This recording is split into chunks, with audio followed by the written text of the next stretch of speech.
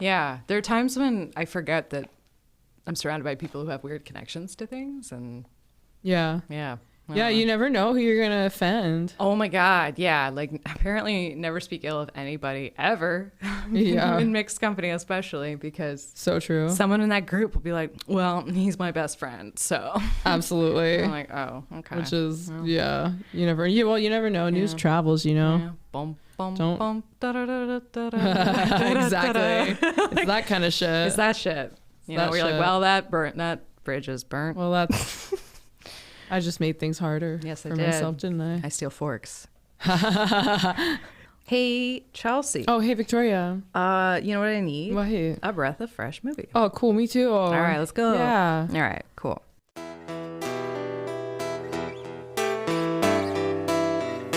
That's a movie I like to see.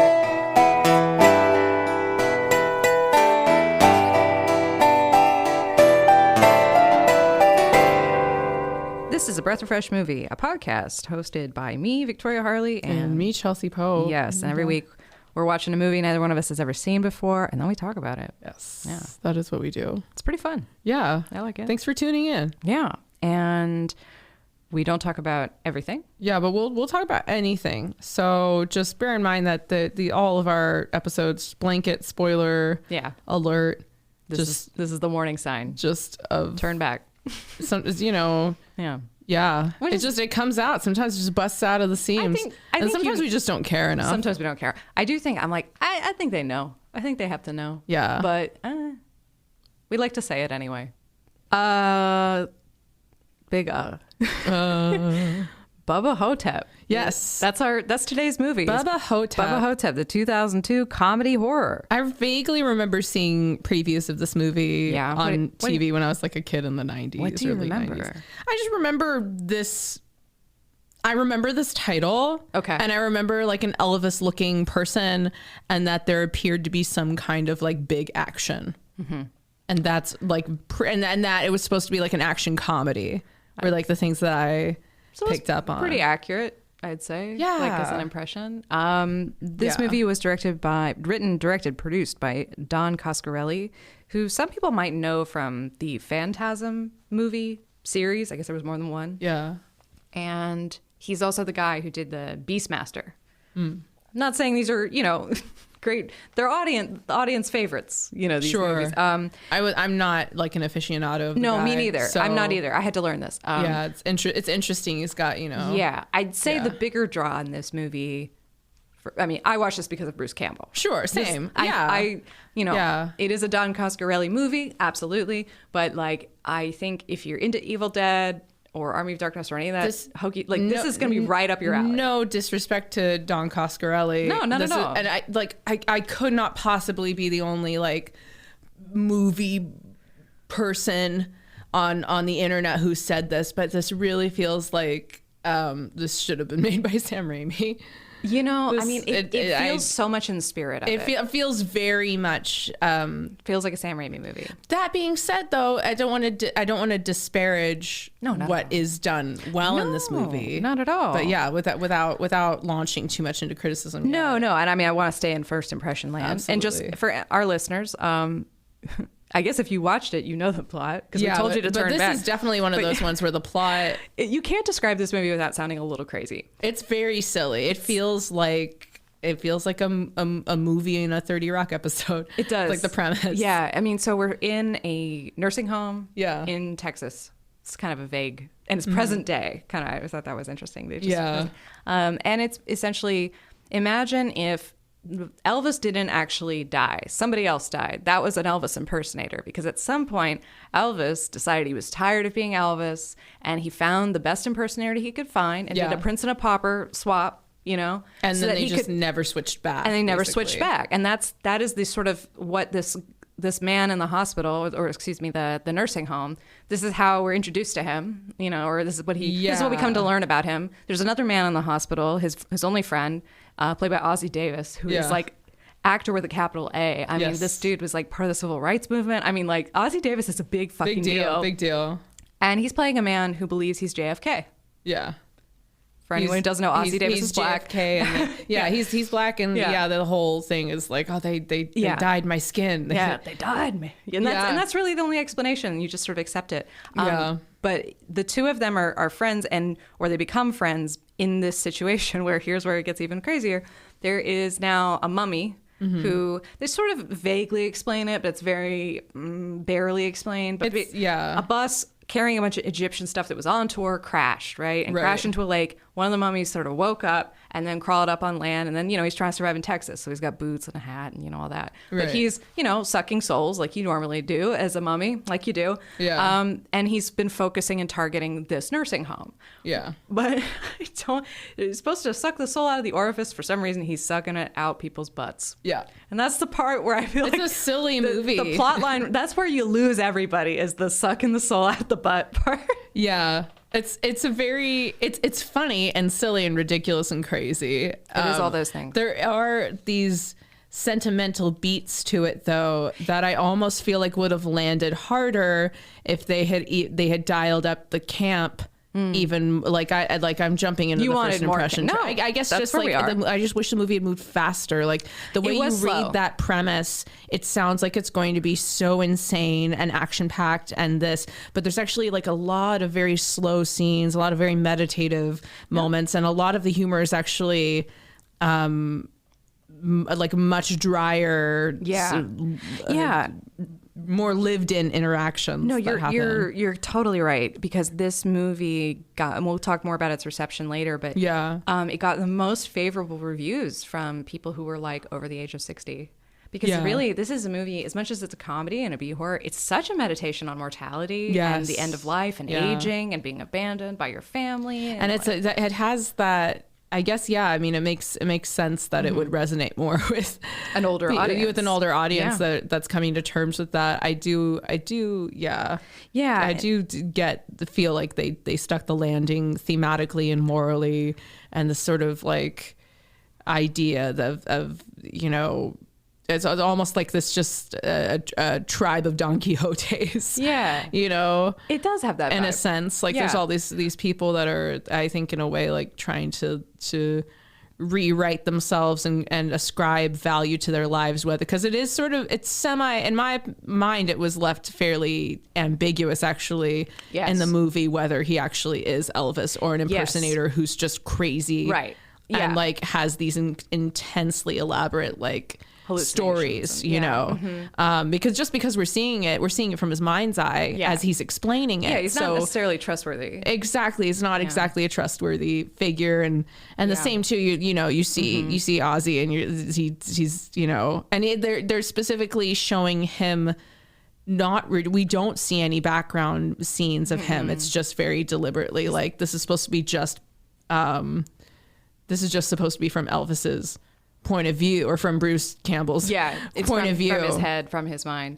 Yeah. The funny thing is, this is based on a story by Joe R. Lansdale. It's the first thing of his that's been adapted, even though lots of directors have looked at him for David Lynch has been interested in some of his work, and he never thought anyone would touch this one. He was like, wait, you want to adapt Bubba Hotep? Okay. I love the way the film, speaking of just first impressions, the way it defines Bubba and Hotep, like right at the top. Right. Like explains the title, explains everything. Like, let's not have any confusion. Very straightforward. I love that. Yeah. I kind of love that. And then the newsreel of like sort of explaining. And even, the only reason we know anything about where the mummy comes from and its past has to do with these kind of, there's a moment where I'm going to call, whether he's Elvis or Sebastian Half, the impersonator. Right, exactly. Is the question. Even that it's half, right? Isn't that hilarious? Like, but it feels... What was I saying? So, fuck. I think I lost it with you. I'm sorry. No, it's fine. We were talking about the way, like the straightforwardness of it. It's like at first you were saying how it explains the title very straightforward. Thank you. Yeah. And oh, right. Okay. So there's this other scene that's very an imagistic way of handling exposition. Yeah. Elvis, makes eye contact with the mummy at one point, and we sort of get a flash of all the things that happen and how, like, not all the things, but it suddenly we're in Egypt and we're witnessing how this person died. Yeah. And, it's very, that's the sort of Hotep part, right? Yeah, I mean, I liked all of that, but then I agree the pace is really slow, but it's essentially one setting. Right. You know, it's an incredible like movie considering how little budget. You know, they make they do a lot with a little, and that's not to be shitty. I mean, like even I wasn't too crazy. Oh, that's not shitty. No, yeah. I mean I wasn't too crazy about like the fight sequence with the scarab. You know, that felt like... That was too drawn out. It didn't escalate to anything. I also didn't love, like, the music under it. It was like this heavy metal kind of thing. And it just felt, that too. It felt really cheesy to me. And well, that felt very much like see, this is what you like about Bruce, right? When he does this silly shit in Evil Dead. I think literally it was added. I think it literally was added. It does feel very bait. Fan service-y. Like moments like that. And they come up a lot. They come up a lot, but they really do feel like I don't know, it's a little bit of a pickle lane thing. Not that I don't mind when you genre shift if you make a very clear point of it, but it wasn't it wasn't really quite that. Again, that what you said, like, oh, maybe Sam Raimi should have just directed it. But I mean, right, this was all put together by Don, so it's all his. But no, it's very good, and I do really like the themes and ideas. Oh yeah, but that felt like tonally off to me. Yeah, and you know, the one at the end made sense, like because we're leading up to a climax. But the whole thing with the scarab, I mean, it definitely added, you know, stakes. I will say that it made things a little bit more real and scary, and it was kind of like an indicator that something else was coming, you know? Yeah. You know, and it should be noted that there were no digital effects. Everything was done practical because they couldn't even afford, any digital effects. So no, and that stuff looks good. Yeah, so they hired a team to like make those different scarabs. There were ones that could crawl. There were ones that could fly. There were ones they could like put on a string and make it jump up. So Bruce actually had stuff to interact with. He wasn't, you know, he's not acting again with a tennis ball. Right. You know? So I don't know, just something kind of great about that. I just want to, like very cool. Call out the tactileness of it. And there were just so many funny lines, like about the size of a peanut butter sandwich. Yeah.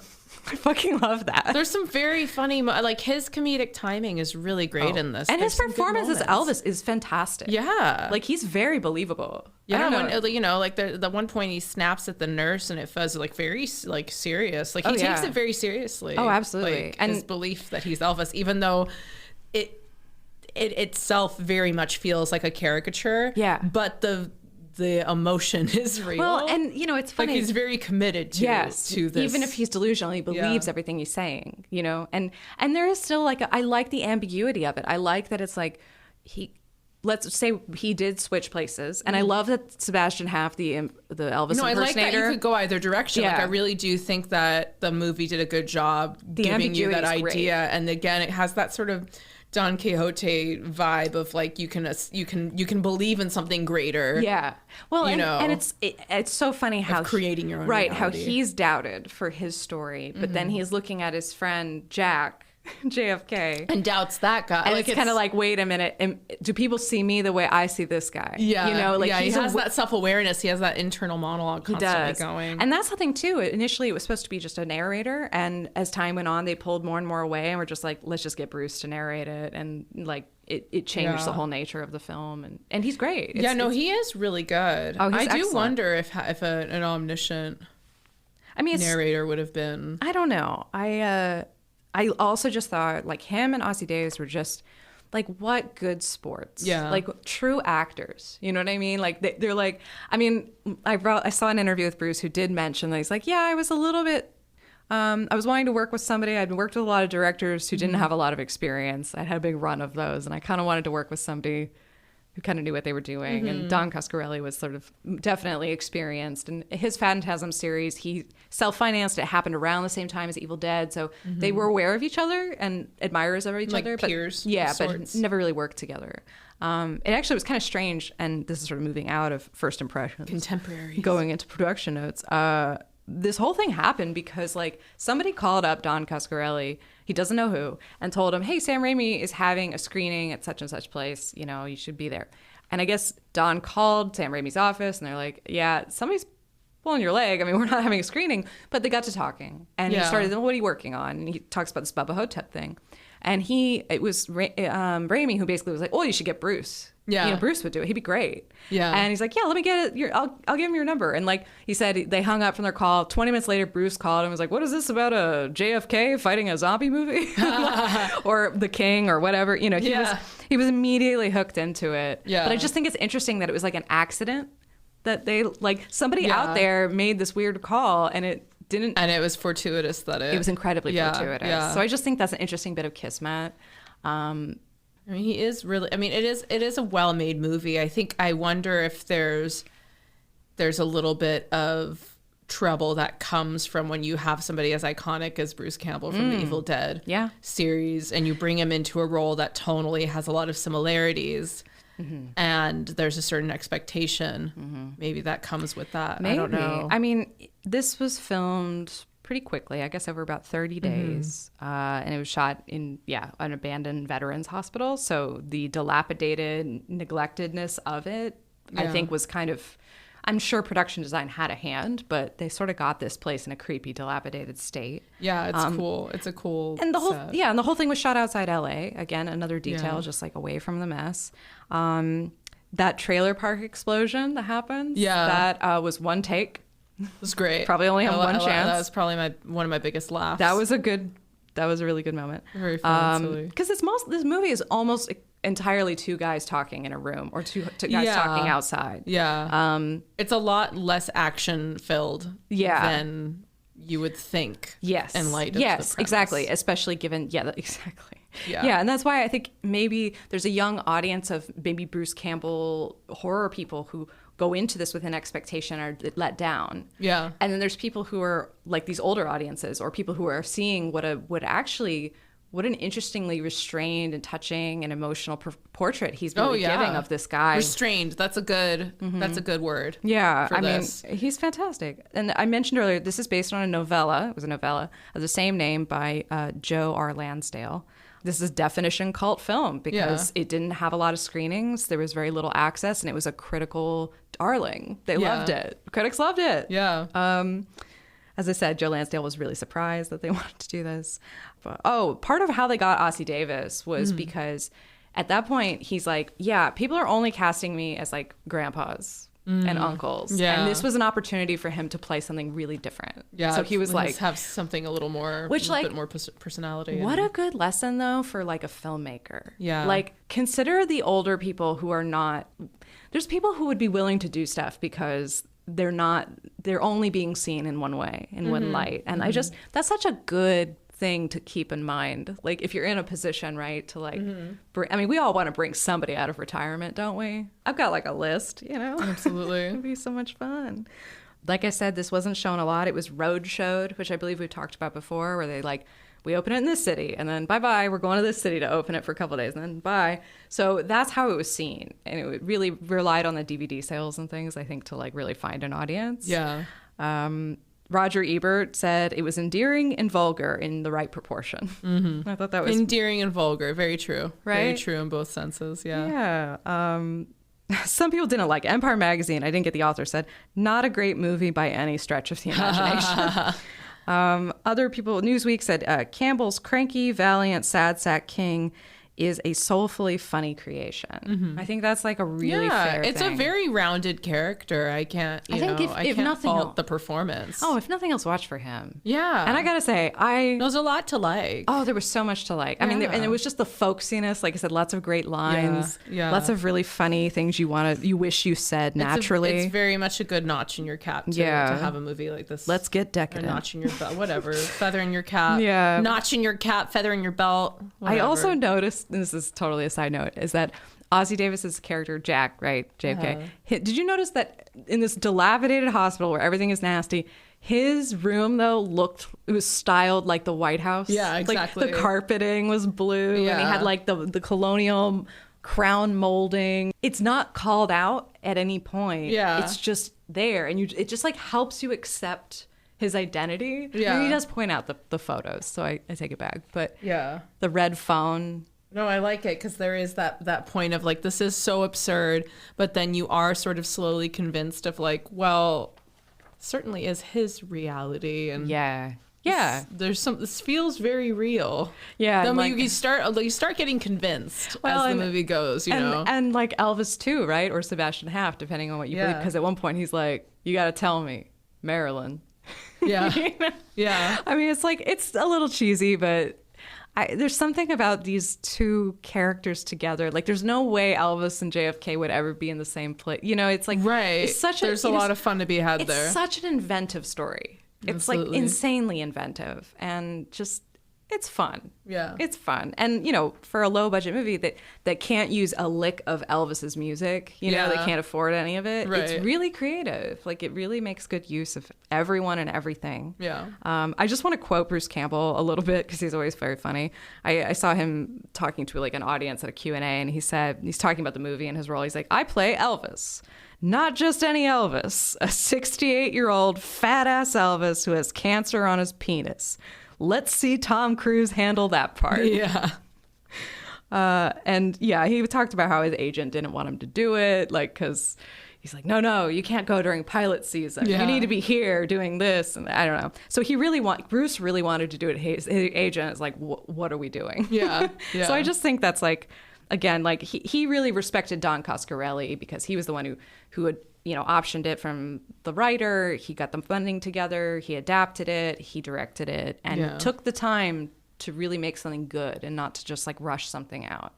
And I think like, even if you're not into it totally, I mean, it's a story that functions very well, I think. Yeah. And it climaxes in a very satisfying way. Not to be suggestive. Well, yeah. It's impossible not to use the word climax and feel suggestive. There was that like call out at the end about a sequel. Yeah. I mean, at the time it was like, oh no, we're not going to do that. And then there was like talk that, well, maybe we will do that. Yeah. But it hasn't happened. Yeah. It was 20 years ago. Yeah. So. I mean, Bruce would be like that age now almost. Right. Because he's playing much older, right? He's not. Right. I mean. Yeah, they put prosthetics yeah, on absolutely. him and stuff. Yeah, makeup and stuff. Which he said actually for the lighting, to make it not look, you know, cheesy or fake. He was like, apparently it came from him. He said something like, oh, we have to sort of treat the character almost like an aging actress. Like, we need to use like flattering light and soft filters. And I know it's sort of a cheesy way to end, but I really love the thank you. Thank you very much. Yeah, it's cute. Like, I kind of like, I mean, if I were more emotionally fragile, I probably would have wept. You know what I mean? Yeah, probably. Yeah, no. Not that I did. Yeah. No. Yeah. A little, maybe inside. Sure. You know, even like him doing the kung fu moves and like, it was just this whole idea that so if he really is Elvis, which he believes he is, he feels that like, I never was a real hero.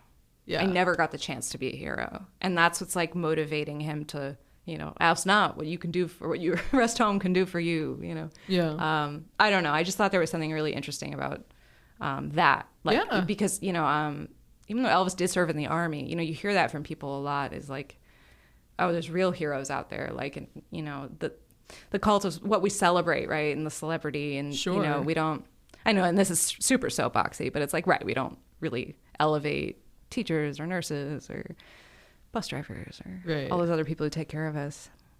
Who is your pick for best supporting player? I liked the old lady at the beginning, who she was probably the first death.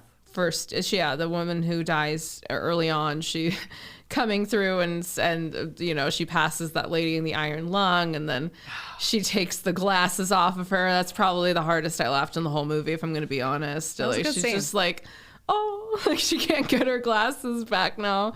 That's like, it's a very like they're smiling at each other like, hi, and then the one old lady just takes her glasses slowly off. She's, oh no. Oh man, and she steals those chocolates and just like, that's just great nonverbal acting from that actress to really drive the point home. Like, oh yeah, well, this is going to be the first death. Like, she's obviously reprehensible. She's let's see this lady go. I like that we immediately, and that's not the first indication of it, but like we're presented with, you know, old elderly people who are flawed people. Like, nobody is really normal or right or okay in this. I for my own part, I think like I love Ella Joyce, who played the nurse. You know, and I think at first I was like, this feels a little little bit stereotypical. Like I felt like maybe I wasn't sure how much of the choices were hers, you know? And like, but I think there was something about just that like glove slap, you know, like there's something about a nurse that's just like, I kind of totally. And she also was, you know, in the structure of the story was very useful as well in terms of like, you know, that's not what happened. Like you fell off a stage and broke your hip and went into a coma. Like, this is what happened. Like she brings like some humor to it. She's supposed to represent kind of like a bit of normal, I think, in this very crazy, like everybody seems a little nuts except this woman. Right. She's just kind of trying to roll with it, you know?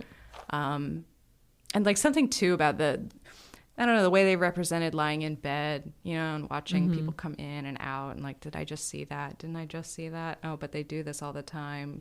The notion of, I don't know, I got the feeling of like days just kind of bleeding into each other. Yeah. I think we all like know that feeling really well now. Yeah.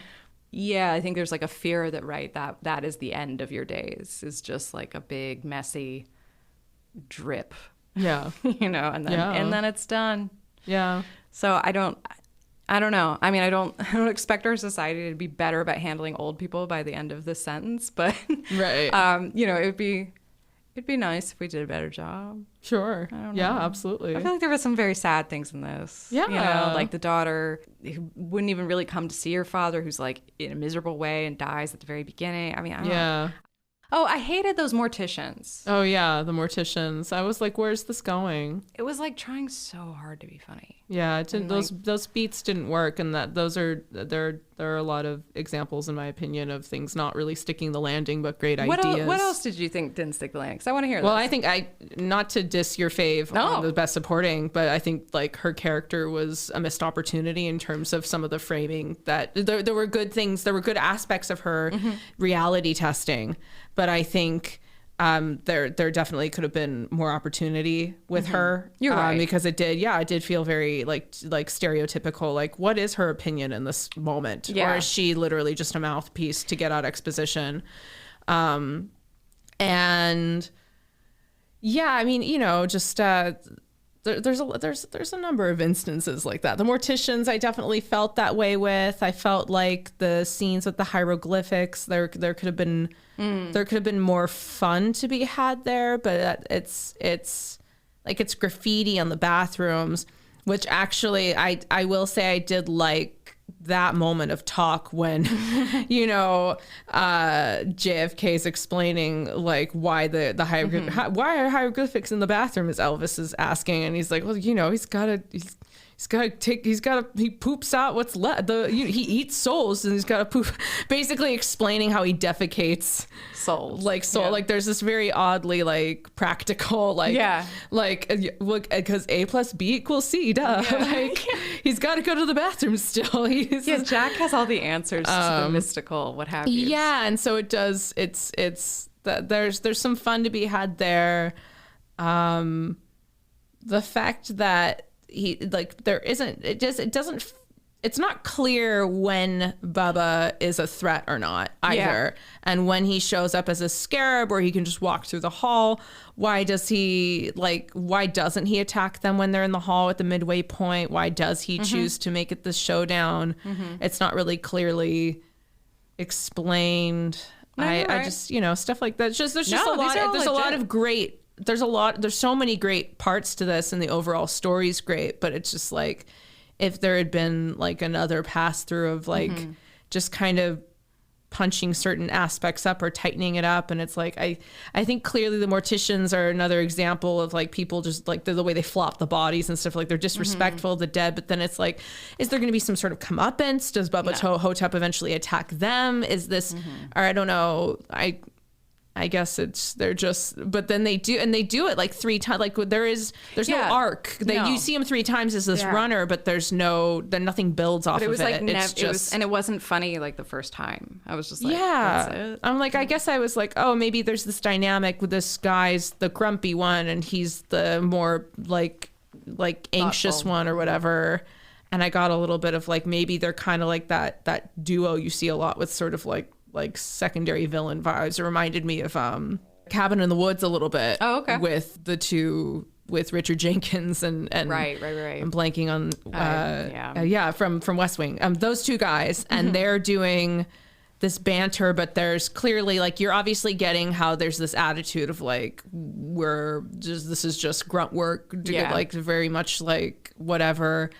But yeah, it doesn't go anywhere. You know? It's true. And with the Elvis stuff, I think I would have liked to have seen him be a little more existentially challenged in his belief of himself because of the fact that that's brought up initially with the nurse. I was expecting there to be a moment of like, maybe this is all in my head. Like, I don't, or just that there would be some sort of, I guess, doubt of faith in a sense. Like he's a static character, I think, other than the existential, like, I'm conquering this thing. It doesn't feel like his internal want goes much farther than that. And I don't know. I could keep going on and on, like as if I'm some expert filmmaker. No. I think it's just I'm only like this critical of it because it was so like enticing looking. Yes. Of a movie. Like I wanted to like this so much because it has so many like things on the outside, and then it's like you take a bite and you're like, oh, it's like.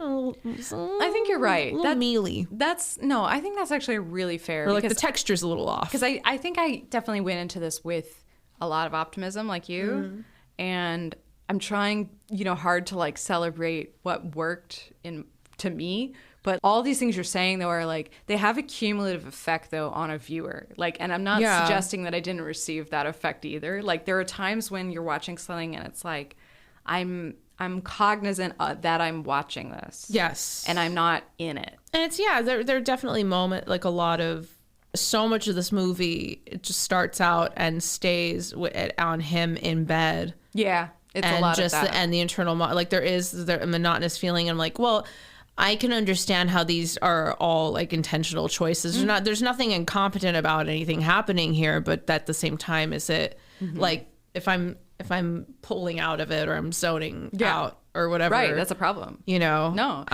Paying attention to your reactions is a big part of really what we're trying to do here, honestly. Yeah. Like again, I would have loved to have made this like I would have loved to have been like, this is a forgotten gem or whatever, and then it's like, no, I watched it and I was like, I can kind of see why this is not as like commonly referred to as it's not conversation. And I think actually there's cult and then there's like cult, right? Like there's there's like the mega stars that are like not even cult films, like Eraserhead or whatever. Like at this point you're like, I don't even think it's fair to even call it that because it's like the seminal work of an auteur or whatever. It's I agree. It transcends that. Yeah, I think cult and camp, I always think of like John Waters. Sure. Somebody who now, if he makes this stuff, now it's like you can't really. Yeah.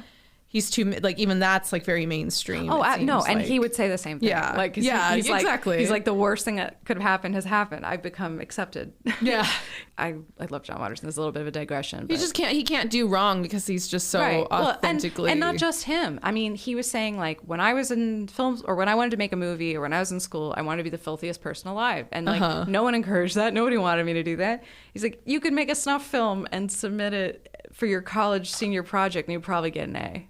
It's like, exactly. Like it was a different time. It was a totally different time.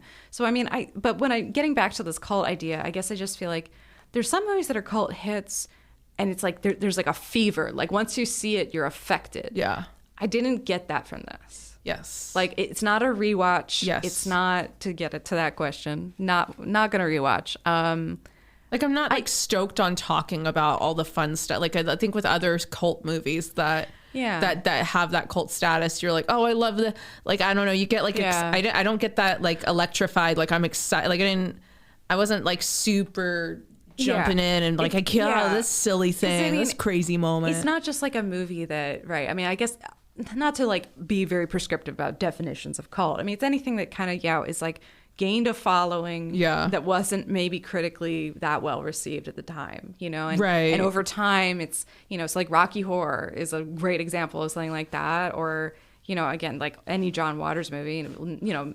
I guess it's those quotable moments that a lot of these kinds of movies have, or these sort of, Yeah. you know. I mean, Office Space isn't quite definition cult, but it was one of those movies that when it came out, it didn't do much. And over time, it's become regarded, right? There's these quote that kind of builds that into the public. Yeah. You know, meme culture or whatever, you know, like it's the with Borat too, or The Hangover, you know. Yeah. Like, yeah. That like, I think that immediate spark though, to like, oh, I've just seen a part of myself on the screen, or I've seen a part of myself represented in this weirdness that no one ever told me about. Oh, sure. And yeah. then like feel like I think like Conan O'Brien talked about the experience of watching, you know, like SCTV late at night and feeling like he thought it was just for him. Yeah. Like I'm the only one watching, and that intense connection to media, it happens late at night, you know, in your bedroom when you were a kid watching a little TV that maybe you bought from the thrift store. I don't know, whoever you are. But this just doesn't fill me with that. It's like really just all I can really praise is like Bruce Campbell's performance, like and Ossie Davis to an extent. And I hear your point about perhaps the writing didn't support enough of a journey there. He's an actor who is really, he's always willing to go for it. Oh, sure. You know? No, I'm not taking away any of the performance stuff. It's just like, just wasn't as fun as I wanted it to be. It lacked some fun. It did. Yeah. And I think the moments where it tried to be fun didn't quite work. It almost needed to be like funner or way sadder. Exactly. And it's, you know, it's just, or you shift those gears and you shift them hard. Like you do, you know, you do like hard lefts. Yeah, just it was like Fleabag gut punch. Yeah, like I guess. Well, let me think about that's where I'm at on that. What other movie? Okay, so some other movies that were in the theater at the time. Yeah. Let's just compare, because I mean, you know, it's tough to compare. This is now a 20-year-old movie, and I'm not saying that like frees it from all kinds of criticism. It's just Sally was talking about how like, oh, I had these friends who worked at Blockbuster and they would just watch everything they could there, and they watched it and they were really stoked to watch it, and then they watched it and they were like, it wasn't that good, you know? Yeah. And it's like, I don't know that that's just young college boys missing out on something. Like, you know, I mean, I think there's a lot maybe missing. Right. You know? Yeah. And I appreciate all your points. I do. I mean, I was trying to come in here like positive about it, but it's important to like be like, yeah, this didn't touch me. No, but you know? but everything you said is correct too. It's like, it really is like, for me on like a 5-star scale, like it's right at that 2.5 point where it's like, that's tough. Yeah. It's not bad, but I'm not. It's competently made. But I didn't love it, and there's like, I think an argument of like legitimate potholes, like things, you know. But it still is like, oh, but there's so much to like. It's like right this. It's like it's a C. It's like the C. There, like again, what am I saying? I get it. I have a shitty self-produced web series. No. And but one might argue that we've got the same tonal problems. So, yeah. Well, there were a lot of other things in the movies when this came out, including Under the Tuscan Sun. That was the 2000. Okay, that's a really good movie, actually. Yeah. All right. And I'm not going to lie, I think that it holds up. Wow, I can't believe they came out around the same time. Same year. I mean, this might have been around the same time of year. I didn't actually note. Interesting. 13, remember that movie? Oh, yeah. I remember. Oh, my gosh. Lost in Translation. Oh, yeah. Underworld. Matchstick. Oh, yeah. Matchstick Men. Oh. Intolerable Cruelty. American Splendor. Freaky Friday. Gigli, one of our previous episodes. And The Fighting Temptations. Yeah. This 2002. Bubba Hotep is definitely better than Gigli. Yes. Of course. By a lot. No, there's really, I like hearing all of those movies. Yeah. There's a lot of good ones in there, but it's like this is definitely I mean, and then this isn't a complete list, but it's like these are even amongst those kind of like most notable films. It's like even the ones that are kind of like where the characters are a little bit gray, like Matchstick Men. I'm like, I still remember that being a pretty squeaky clean, generally happy movie, even when things go wrong. And I feel that way this too. Is very much an oddball, like Bubba Hotep in this climate of films. Exactly. Like Under the Tuscan Sun is a very specific, like type of like film demographic. Like, and just in general, things feel like very well, like Lost in Translation, which I think maybe hasn't aged so well. Yeah, but I also see it as sort of like that at this point there's like a slot for it now. Like these are all filling different slots of genre bigwig things. I mean, like, I should have looked at like with Underworld and and Lost in Translation. And this is an independent film, so I mean, like, it's not to say. I mean, this was at no time playing in a theater with any of these movies, or I really doubt it. At the same time, like you know, you go in and like, do we want to see Bubba Hotep or do we want to see Under the Tuscan Sun? Like, I don't think that was ever a choice for anybody. But you know, I should have looked actually probably at like more horror movies, like, and seen what other, but to see what really like what were people into at that point. I mean, I know Halloween was always being remade every couple of years. Right. That's like a big franchise though. And I guess I don't really know my horror filmography, so good. That's okay. Angry people, right? This is just this is its own I know. thing, you know. It's in its own category, and there were not a lot of other movies like this. And some people have deliberately called this like a B movie. Like it's not, and I don't know that helps, but maybe it helps a little bit, you know. Yeah, I think if you were to, if it's an excellent B movie, it's it's as a B movie, 5 stars. Sounds like a title actually. It's a 5-star B movie. 5-star B movie. It's an Academy Award winning B movie. Don't need a sequel. I'm good. Just a little bit about Don. Our director, Don Coscarelli. Yes. He was born in 1954 to Italians in Libya. So that's interesting. But he was raised in Southern California, which is less interesting. He's not from a filmmaking family, like many of our fucking... Well, sorry. I don't know. I'm just mad. He made short films with friends as a kid in the Long Beach area. He actually won a lot of like local contests and things. So, you know, he was in the paper. At 19, he was the youngest director to have a feature film distributed by a major studio when he sold Jim the World's Greatest. And he sold that to Universal Pictures in 1975. Then he's really, as I mentioned, best known for Phantasm and its sequels and The Beastmaster. These were his like big things. He won the Bram Stoker Award for Bubba Hotep as best screenplay, which I suppose is something relating to vampires and how they're represented. It's a mummy movie, but whatever. Sure. He also directed John Dies at the End. I don't know if you're familiar with that movie. Yeah. I haven't seen it, but I just, I know that. That title. I've heard that title. Pretty memorable. Yeah. I feel like both my parents read the book. I remember seeing that book floating around our house. That was about all I could find. I mean, there's probably way more about this guy. And if you're into, you know, that Evil Dead-y kind of thing, Phantasm might be something up your alley. I haven't seen Beastmaster. Right. The phrase Beastmaster makes me want to giggle a little bit. It's like, I just picture those like Frazetta posters, you know, where like it's really muscly people wearing furs riding on the back of a, you know, like cover of a Molly Hatchet album or something. Oh, yeah, I know exactly what you're talking about. Yeah, like woman riding a panther. Oh, okay. You know, like kind of metalhead. Yeah. Anyway, I get it. I get it. Cool. I wouldn't watch it again. I'm sorry. That's okay. I wouldn't watch it again. Aw. No, it's no, if you liked it, I feel like I shit on it. No, you didn't. No, you were nice. You know what? The only way I would watch it again is if I met somebody who was a really big Elvis fan. Yeah. Or a really big Bruce Campbell fan. Right. And I might not watch it, but I would at least like, you know, push it in their direction. Right. So, and I got to say, given that there is a new Elvis biopic out, or coming out, right? The Baz Luhrmann. Yeah, exactly. Thing. I just would like to offer this as an alternative. Yeah. For y'all out there. I don't know how good or bad that movie is going to be. This might be more rewatchable than that one. That's what I'm saying. So I've heard interesting things.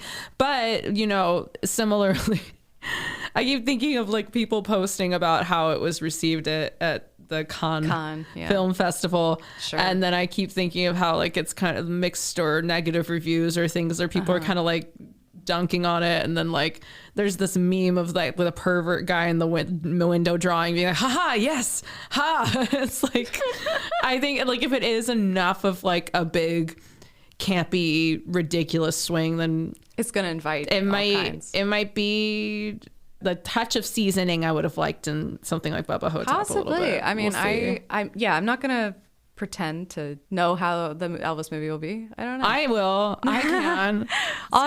It's gonna be a trash fire, but like in a fun way. Actually, it might be boring. It might be boring. I kind of was. I'm like, a hot take. I'm not like crazy on the Great Gatsby remake. Like that seems to have some pretty strong fans, and I thought that there were a lot of boring. I mean, that drawn out things that didn't need to happen. Like, didn't we learn not to adapt that into a movie? Gatsby? Yeah, because Coppola did it and it was horrible. Yeah. So Coppola can't pull it off. And it was good casting too. Right. Like they look exactly how I thought they would look in the books. Oh my God. But it's I'm sorry to be that way, but I'm not saying it's unadaptable. I just don't. I think it's strong as a literary piece. Yeah. Anyway. Yeah. But anyway, we know you have a lot of choices of Elvis movies this year. Please consider Bubba Hotep. Yeah, no, this is definitely, if I was going to have to watch like another Elvis movie. If I had to pick an Elvis movie, I'm picking this one. What other ones are there? I don't know. Other than the ones that he's actually in? Yeah, like Blue Hawaii. I might actually still watch this instead. Yeah, I think so too. I do like when he's like watching something that looks like an Elvis movie, but it wasn't. Isn't. It's so clear. It's stock footage. That's funny. Yeah, and I would have liked more stupid stuff like that happening. Yeah. Like, just, I don't know. I guess I wanted it to just be packed with, like, silly shit. I'm with you. I think, yeah. And it was, like, and then they were just, it was, like, taking itself seriously. Yeah, for a horror comedy, it wasn't as funny. Like, it has some funny moments, but... Yeah, it just more feels like a dark comedy, like, dry, dark comedy with some, like, campy, gross stuff. A little bit in there. Yeah. Yeah. Mm-hmm. Cool. It almost had a little bit of that Fear and Loathing vibe. Had a little bit of that kind of quality of. Yeah, actually, God, that's Hunter S. Thompson. That's such that movie. I mean, I don't know if you're referring to the book or the movie, but like both. No, I don't read. Okay. I mean, no, I know what you mean about that movie. Though there's something about that movie that's like it fills you with a weird feeling. Oh yeah, there's definitely. I feel like that movie does a good job of giving you that like very uncomfortable anxiety. But there's touches of that. I feel like in this because of Elvis's condition, and point of view, and like there's the thing like in the hospital bed and all that. There's very much these sort of paranoid vibes happening, reality questioning. Yeah, the whole what is reality, what is my perception. I agree. Perhaps I feel like they sort of played with it slightly, and then they just sort of were like, no. Yeah, and then they backed off, and then it's like he believes he's Elvis. Yeah, he just is fine with it, and like we're not supposed to listen to the nurse, I guess. Yeah, it's just not very dynamic. Or whatever. No, I think you're right. I think there's definitely, and again, like those things that accumulate on you and leave you with a feeling. It's hard sometimes to articulate what is the cause of that. But I think, if you just receive this movie, it's kind of like, okay. Like, I mean, it's a lot of lead up to like a very dense, like a very short kind of final action moment, you know? Kind of similar to Smooth Talk in that way. Yeah. Just a lot of nothing. Yeah. Until and then the end. The thing. And then the thing was like, yeah. I mean, whatever. It was a fight scene, I guess. I like seeing Bruce Campbell do trying to do the Elvis doing karate thing. Like there's a moment where he kind of like manages to pull off a pose that looks like he can't hold it long, but it's great. Yeah. Good physical moment there. Yeah, but definitely. Any final thoughts? No, I think we covered it. I'm very thoughted out on You're this thoughted one. out. Yeah. All right. Well, thanks for listening, everybody. You can follow us on social media at Fresh Movie Pod, or you can send us an email at abreathoffreshmovie@gmail.com. Thanks. Bye.